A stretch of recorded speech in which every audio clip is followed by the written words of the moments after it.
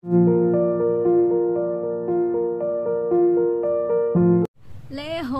assalamualaikum. Kembali lagi bersamaku di Agus Dia Channel. Oke guys, gimana kabar kalian? Semoga baik-baik aja dan selalu sehat selalu ya. Oke guys, aku masih mau ngebahas mengenai Hong Kong, perhongkongan, yaitu mengenai gimana ya, kita yang ditauso majikan tauso ke agensi. Katanya kita udah 2 bulan, misalkan udah berapa minggu diajarin nggak mudeng, nggak tahu apa yang majikan mau, apa yang majikan inginkan, kayak gitu. Apalagi itu majikan yang baru pertama kali ngambil CC dan dari Indonesia pula. Paham sih itu sulit, karena mungkin majikan harus ngajarin dulu gimana adaptasinya, cara kerjanya, apa yang majikan mau, kita harus ngelakuin apa dari bangun tidur sampai nanti mau tidur lagi. Ya memang harus dimaklumi ya, sebenarnya kita ini kan ya orang Indonesia, nggak tahu menau mengenai Hong Kong, dan apalagi bahasanya, bahasa Kantonis itu susah-susah gampang.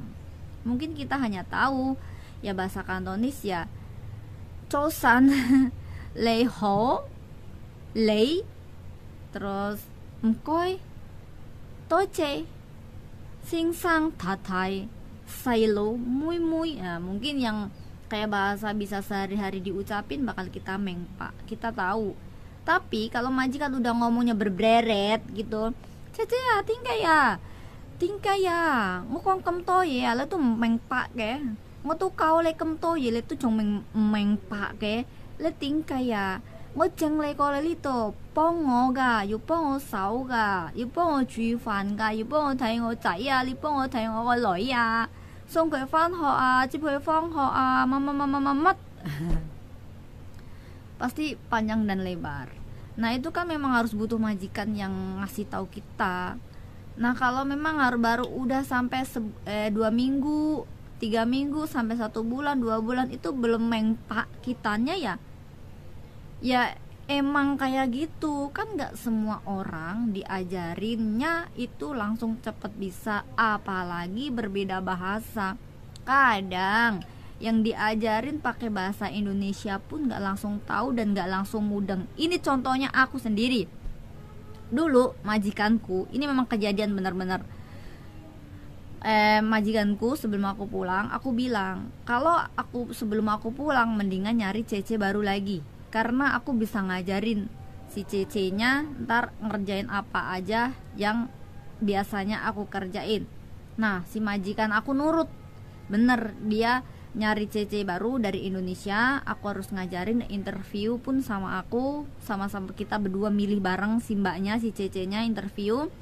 Terus habis itu udahlah, selesailah, jadi diambil sama bos aku dan bilangnya, ditanya sama majikan, kamu bisa bahasa, aku nanya, kamu bisa bahasa apa aja, kamu ex mana? Dia ex Taiwan. Dia bisa dong bahasa Mandarin. Bahasa Inggris katanya siu bisa sedikit. Oke, nggak masalah, karena ada aku yang bakal ngajarin, jadi majikan nggak begitu pusing, nggak begitu puyeng. Si CC baru itu tuh di rumah sama aku tuh hampir 1 bulan kayaknya, karena majikan memang nggak mau setelah aku pulang dia nggak tahu apa-apa, kayak gitu, cukup lama. Terus kejadian dia datang, kita kenalan udah masuk, terus aku biar dia istirahat sebentar, habis itu aku ngajarin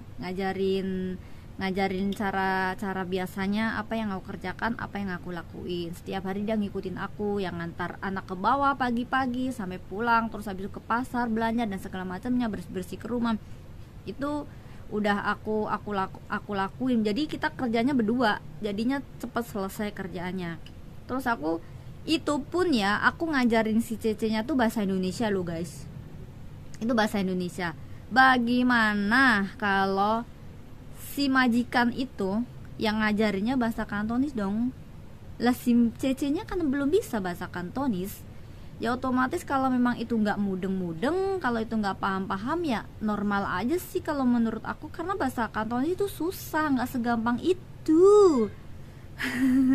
Jadi para majikan harus sabar sih sebenarnya, tapi ya begitulah, majikan harus nggak tahu sedikit cecenya dikasih tahu, ya mungkin cecenya sih paham majikan ngomong apa, tapi mau kayak mau ngejawabnya kayak gitu, mungkin dia belum tahu cara ngolah kata, ngolah kalimatnya, urutannya gimana kayak gitu kan guys. Nah setelah aku ajarin gini terus, ternyata si mbaknya itu ditanya, bosku ngomong bahasa Mandarin dan dia nggak paham dan dia nggak bisa jawab juga bahasa Mandarin. Terus bagaimana, apa yang terjadi kalau kayak begitu? Lah untungnya kan ada aku, bahasa Inggris pun nggak bisa juga. Terus ya itulah dibilang majikanku dapat zongnya zong.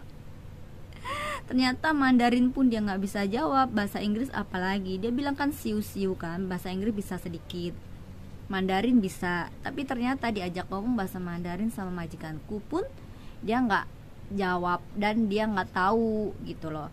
Terus majikanku juga bingung lah, katanya kamu bisa bahasa Mandarin, kok nggak bisa bahasa Mandarin. Terus dia bilang, iya udah lupa, soalnya aku di Indonesia udah lama, jadinya udah nggak begitu inget kayak gitu.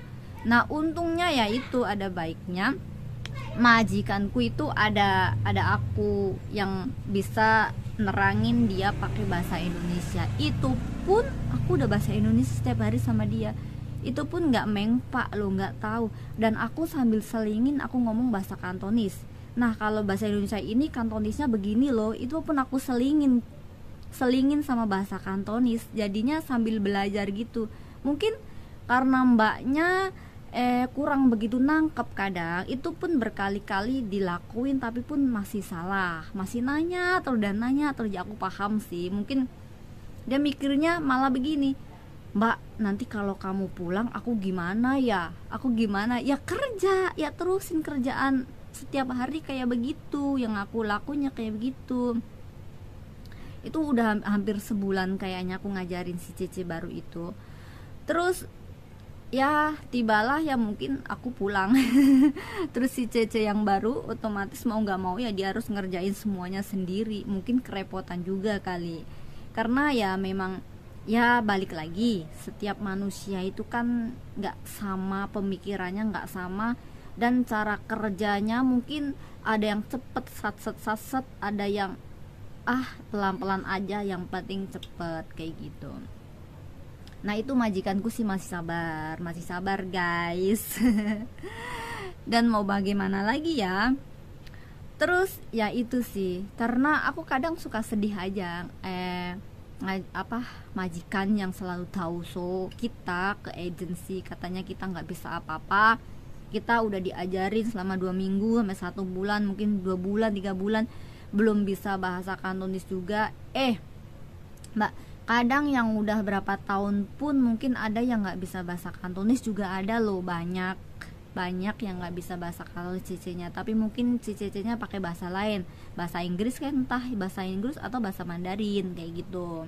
Itu kalau nggak bisa bahasa Kantonis terus Mandarin bisa sama Inggris bisa, itu agak rada nolong. Tapi kalau jaga orang tua, kalau bahasa Inggris ya susah, karena kebanyakan kalau orang tua ya bahasa Kantonis. Mungkin Mandarin agak bisa kali, kalau nggak bahasa Tailok mungkin ya itu lebih susah lagi kali ya guys.